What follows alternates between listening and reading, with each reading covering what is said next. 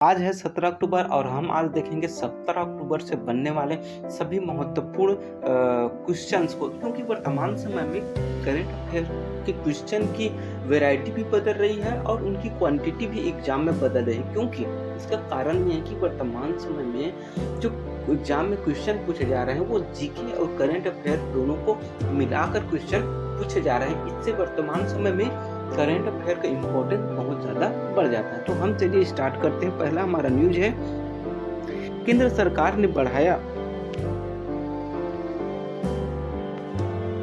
क्या बढ़ाया है, तो 6 प्रमुख फसलों का एमएसपी को बढ़ाया है। कि केंद्र सरकार ने 2025-26 में के रबी सीजन में 6 फसलों का न्यूनतम समर्थन मूल्य को बढ़ाया है।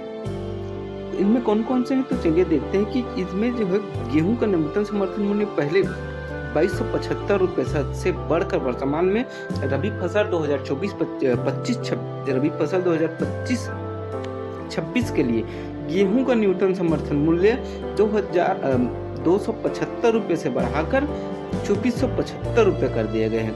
वही जौ कि पिछले 2024-25 में न्यूनतम समर्थन मूल्य 1850 रुपये था, जिसे बढ़ाकर 1980 रुपये कर दिए गए हैं। वहीं चना का न्यूनतम समर्थन मूल्य अपना 5440 रुपये था, जिसे वर्तमान समय में बढ़ाकर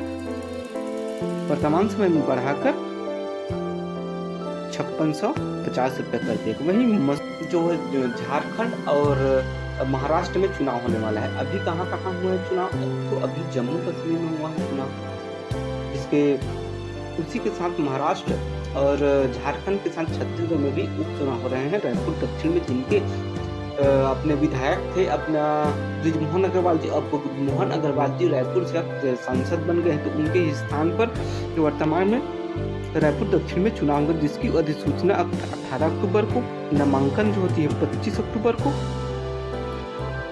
और अपना जो होती है नाम वापसी का समय दिया गया है 30 अक्टूबर तक, और मतदान 13 नवंबर को, अब 23 नवंबर को झारखंड और महाराष्ट्र के साथ ही छत्तीसगढ़ के रायपुर दक्षिण के उपचुनाव में की घोषणा की जाएगी। हम रायपुर दक्षिण से जुड़े हुए कुछ फैक्ट देखें कि 2018 के परिसीमन के बाद से ही बृजमोहन अग्रवाल जी लगातार चुनाव जीतते आ रहे हैं, लेकिन 2024 में बृजमोहन अग्रवाल महंत सुंदर दास को 67,719 वोटों से हराया था। अब बृजमोहन अग्रवाल रायपुर से सांसद सीट से नियुक्त हो चुके हैं। सांसद बने तो जो होती है विधायक का पद रिक्त हो गया है। अगला हमारा महत्वपूर्ण न्यूज है कि प्रधानमंत्री श्री नरेंद्र मोदी जी ने मोबाइल कांग्रेस 2024 का उद्घाटन किया है।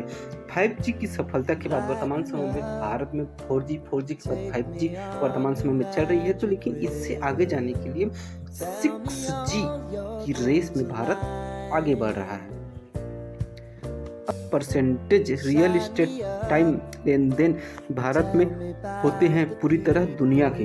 वहीं 10 साल में भारत ने पृथ्वी चांद के बीच की दूरी से 8 गुना से अधिक ऑप्टिकल फाइबर बिछाया है। वहीं अगला है कि 900 स्टार्टअप भाग ले रहे हैं भारत मंडपम में आयोजित IMC समिट में। 5G 6G से लेकर नया अपडेट आया कि इंडियन मोबाइल कांग्रेस में आर्टिफिशियल वेबसाइट पर 5G और 6G से लेकर एक टॉपिक लिस्टमेंट है। वहीं अगला है कि डिजिटल इंडिया के 4 पिलर हैं।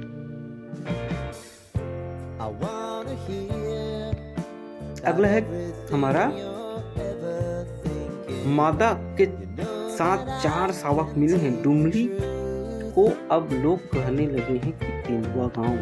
कांकेर शहर से 4 किलोमीटर दूर ग्राम डुमरी पहाड़ी में पहले 2 तेंदुए देखे गए थे, जिनके फोटो शेयर किए गए।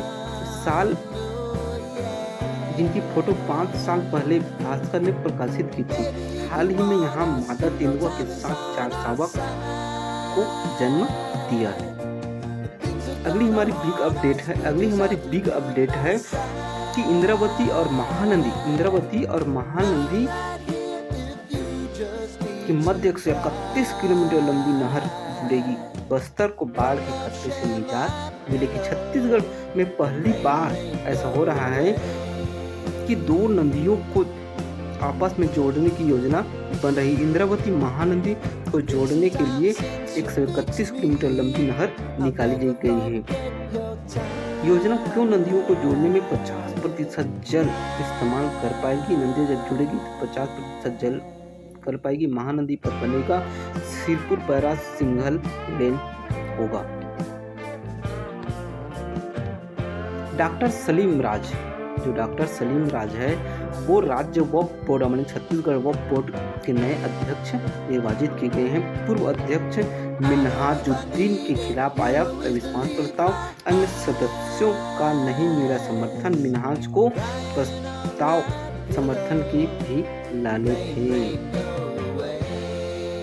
अब हम देखते हैं छत्तीसगढ़ की योजनाओं के बारे में कि चेहरे पर खिल रही है समृद्धि की मुस्कान। धान बोनस, सर्वाधिक मूल्य पर धान खरीदी, तेंदुपत्ता दर में बढ़ोतरी जो कि वर्तमान में 4,000 से बढ़ाकर 5,500 रुपये प्रति मानक बोरा कर दिया। नियत नीला नार योजना जो कि बस्तर संभाग के 96 गाँव में वैयक्तिक और सामूहिक सेवाओं के विकास के लिए तीव्र गति से सामाजिक बदलाव कर रहे हैं। महतारी वंदन योजना के तहत 70 लाख महिलाओं को प्रति माह 1,000 की दर से 12,000 रुपये आर्थिक सहायता दी जा रही है। प्रधानमंत्री आवास योजना के तहत 8,46,000 से अधिक आवासियों को आवास स्वीकृत किए गए। विधानसभा चुनाव 2024 हम जम्मू कश्मीर के बारे में देखते हैं कि नेशनल कांग्रेस को अपने 42 सीट मिला, वहीं बीजेपी सरकार को 29 सीट मिला, पीडीपी को 3 सीट और कांग्रेस को 6 सीट और अन्य को 10 सीट के आसपास मिले। इस तरह से जम्मू कश्मीर में अब नेशनल कॉन्फ्रेंस की सरकार बन गई है। वहीं हरियाणा चुनाव के बारे में देखते हैं तो हरियाणा में जो होती है अपने 90 विधानसभा सीट है, जिसके बहुमत के लिए 46 सीट चाहिए रहता है, जिसमें बीजेपी ने 48 सीट अर्जित की है।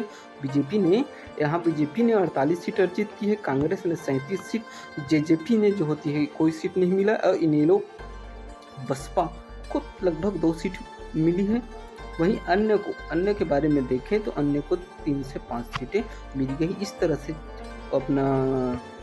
तरह से अपने जो हरियाणा में बीजेपी की सरकार बन गई है। तो बहुत बहुत धन्यवाद। Thanks. Please like, share and subscribe.